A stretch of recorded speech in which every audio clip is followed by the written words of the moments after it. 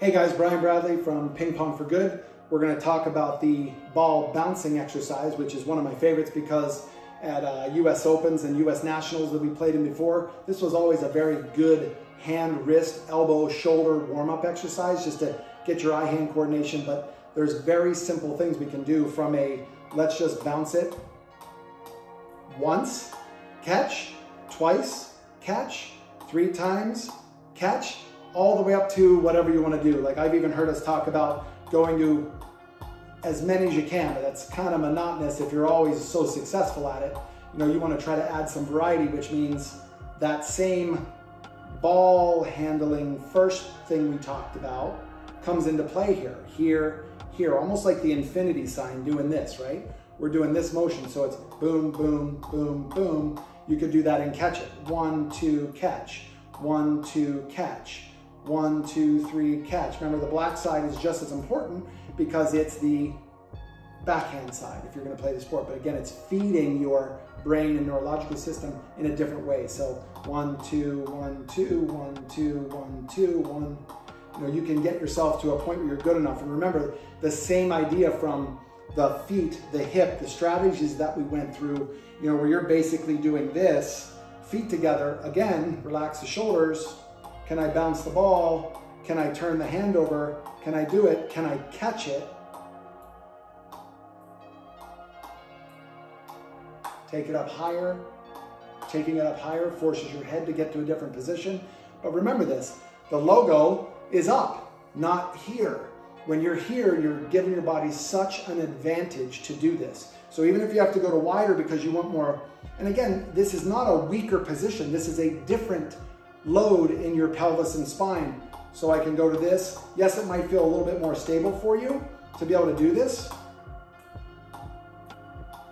And if you want some challenge, then we go to the tandem position. I'm going to switch legs first because I've always put that left leg forward based on my past injuries, stuff like that. So here we go. Whew. Whoa. Remember, no judgment. Set yourself back in that position. Catch, catch, catch, catch. Bounce twice, 3 times catch. Remember to switch sides, stuff like that. Even to the point where we start talking about moving and lifting the leg off the ground. So if I get that ball, put my toe in the ground, balance for a second. Did you notice that when I was trying to bounce that ball at first, I couldn't even get the ball bouncing because my body said, but wait a minute, there's one leg off the ground. What are you doing? So it's like, what is it? Walking and chewing gum at the same time. So do not be chewing gum at this. That's just a third. So we'll be doing this.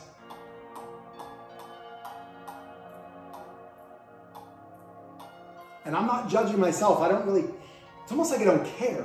This is what my body's doing at this moment. I'm not judging. And I am switching arms on all of these. I want to try this for a couple on my left side too.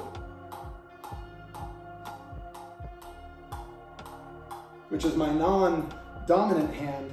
So my control with that paddle might be a little less controlled, but the cool part of it is my lower body, which is so important to balance in everything that we do, has to be the base of support.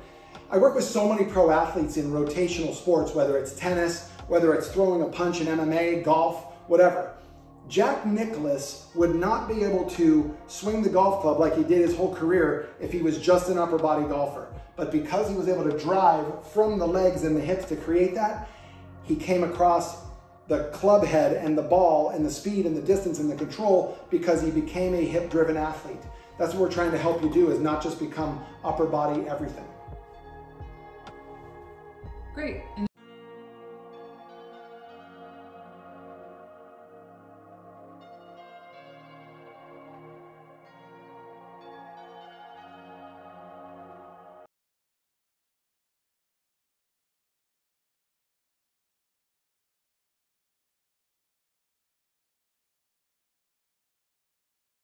Depth or the distance of those steps.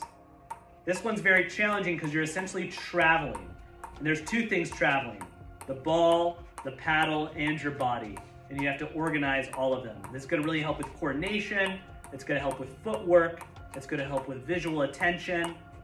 A lot of great benefits here. Marching in place, marching with the turns, and we can even go ambulatory a little bit. Start walking back and forth almost as Trent was starting to do, where he was moving, but instead of moving back to that central point, actually taking several steps in one direction and then coming back.